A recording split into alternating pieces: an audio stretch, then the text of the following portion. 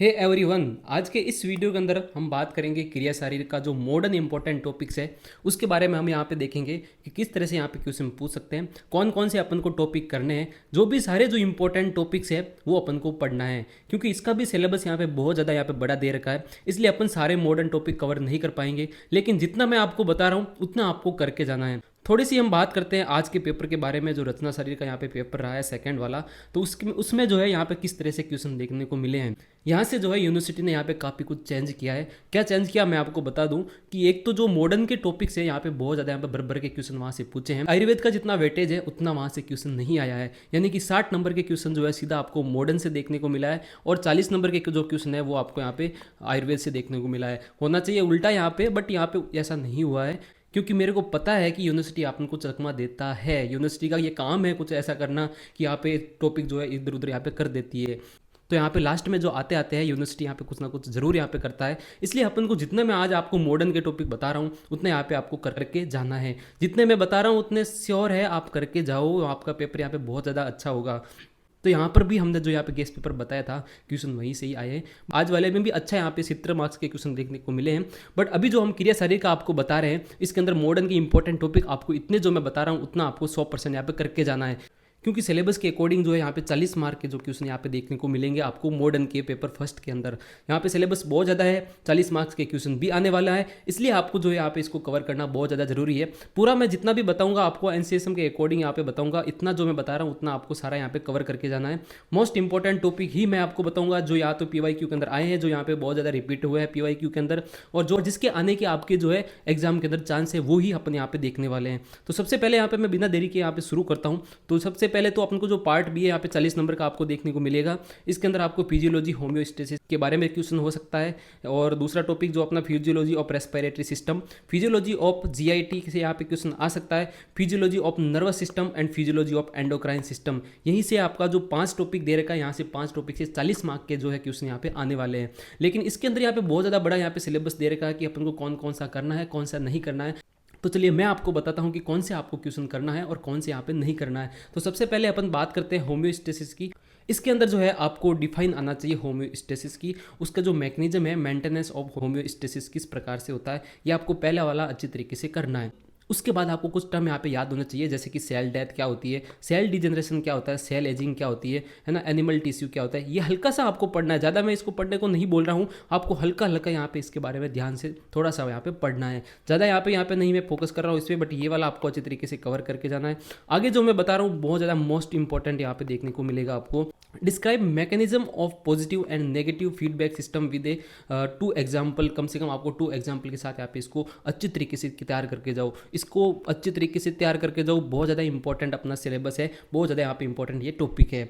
उसके बाद जो है डिस्क्राइब आपको करना है structure and function of the cell. अच्छा इंपॉर्टेंट क्वेश्चन है, यहाँ से भी क्वेश्चन देखने को मिला है। सेल मेम्ब्रेन से यहाँ पे क्वेश्चन आया था अपने PYQ में, और साइटोप्लाज्मिक और ऑर्गेन्स जेनेटिक मटेरियल, ये वाला जो है आप करके नहीं जाओ तो भी कोई बात नहीं, बट इतना यहाँ आप करके जाओ वो सेल के फंक्शन क्या होते हैं, और सेल मेम्ब्रेन, सेल और सेल मेम्ब्रेन दो जो है यहाँ पे अच्छे से आप इसको करके जाओ। तो ये वाला टॉपिक आपको कवर करना है। उसके बाद जो है थोड़ा सा आपको हल्का यहाँ पे इनके बारे में भी पढ़ना है। किसके बारे में, एक तो एसिड बेस बैलेंस यहाँ पे क्या होता है, वाटर एंड इलेक्ट्रोलाइट बैलेंस यहाँ पे क्या होता है। इसको हल्का सा पढ़ो, ज़्यादा पढ़ने की जरूरत नहीं है, बट यहाँ पे अपने पास 1 पेज जितना यहाँ पे कंटेंट तैयार होना चाहिए इसके बारे में।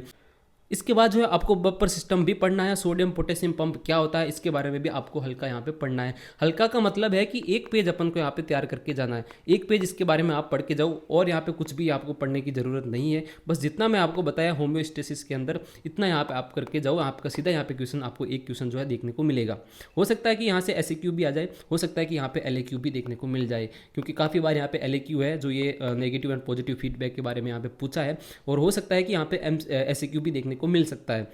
उसके बाद अपन बात करते हैं फिजियोलॉजी ऑफ रेस्पिरेटरी सिस्टम की। ये भी बहुत ज़्यादा यहाँ पे बड़ा चैप्टर दे रखा है। इसके अंदर अपन को क्या क्या पढ़ना है, तो सबसे पहले तो आपको प्रोसेस ऑफ रेस्पिरेशन अच्छी तरीके से तैयार करना है। प्रोसेस ऑफ रेस्पिरेशन अपन को अच्छी तरीके से तैयार करना है, और जो पल्मोनरी सर्कुलेशन है वो आपको अच्छी तरीके से पढ़ना है। जो भी यहाँ पे अपने बुक के अंदर डायग्राम दे रखा है, जो चार्ट दे रखा है, वो आपको अच्छी तरीके से पढ़ना है। उसके बाद जो है अपन को मैकेनिज्म ऑफ नॉर्मल रेस्पिरेशन देखनी है। Pressure change during ventilation, ventilation के दौरान अपन को कौन कौन से यहाँ पे प्रेशर चेंज होता है। पल्मोनरी वेंटिलेशन आपको एक ये टॉपिक भी इंपॉर्टेंट है, करके जाना है। पल्मोनरी वेंटिलेशन भी करके जाओ, और वेंटिलेशन जो है उसके कौन से यहाँ पे प्रेशर चेंज होता है, किस प्रकार से होता है, ये आपको एक बार देखना है। उसके बाद जो है इंपॉर्टेंट यहाँ पे टॉपिक है कि describe the lungs volume and capacities. आपको वॉल्यूम एंड कैपेसिटी है लंग की अच्छी तरीके से तैयार करके जाना है। उसके अंदर जो भी यहाँ पे डायग्राम, जो भी आपको चार्ट, जो भी यहाँ पे फ्लो चार्ट दे रखा है, वो आपको अच्छी तरीके से देख के जाना है।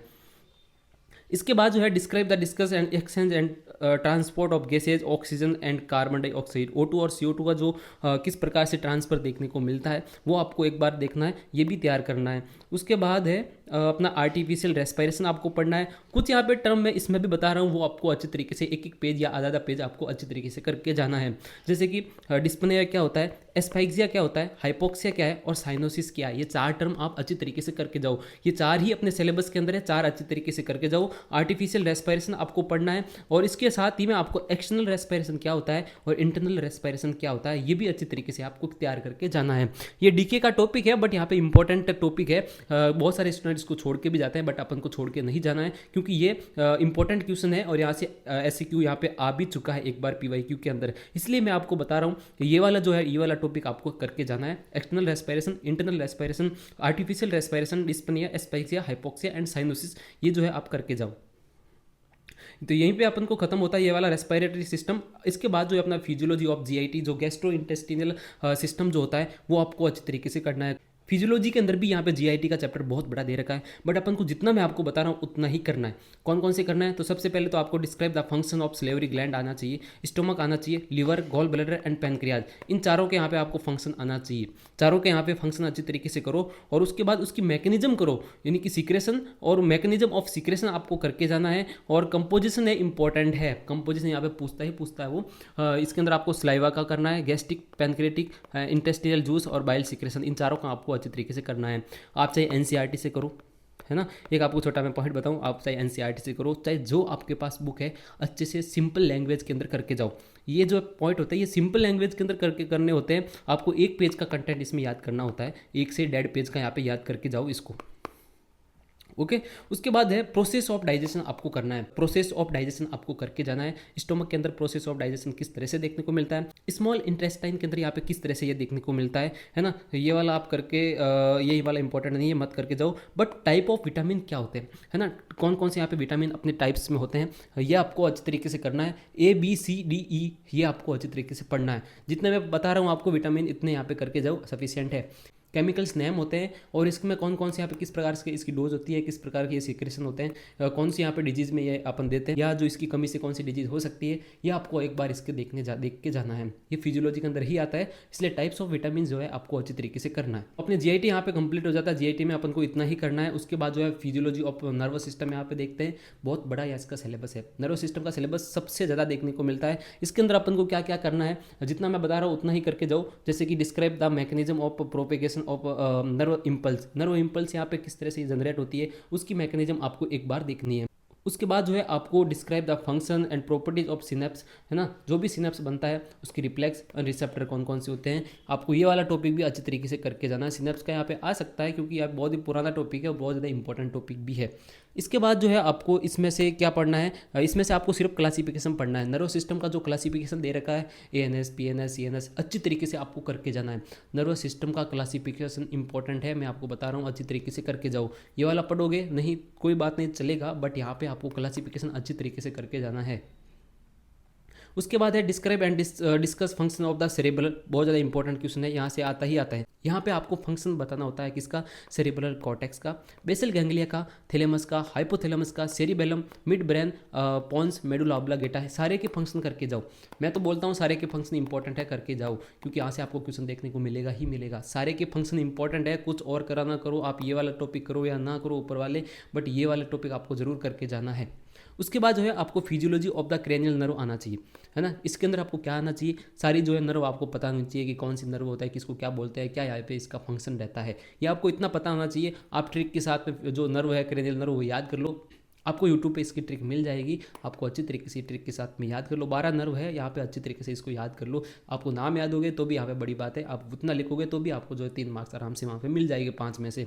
इसलिए आपको क्रेनियल नर्व के बारे में आपको तैयार करना है, और physiology of the temperature regulation किस प्रकार से होता है ये आपको एक बार हल्का सा देखना है। ओके, तो आपको इतना ही पढ़ना है अपने नर्व सिस्टम के अंदर। उसके बाद अपन बात करते हैं physiology of the endocrine gland की। इसके अंदर अपन को क्या यहाँ पे तैयार करना होता है, जैसे कि आपने यहाँ पे ऑलरेडी ग्लैंड यहाँ पे रचना शरीर के अंदर मैंने जितना बताया उतना आपने पढ़ा ही होगा। मुझे पूरी उम्मीद है जितना मैं आपको बता रहा हूँ उतना आप पढ़ के जाते हो और आपके मार्क्स भी यहाँ पे अच्छे आएंगे।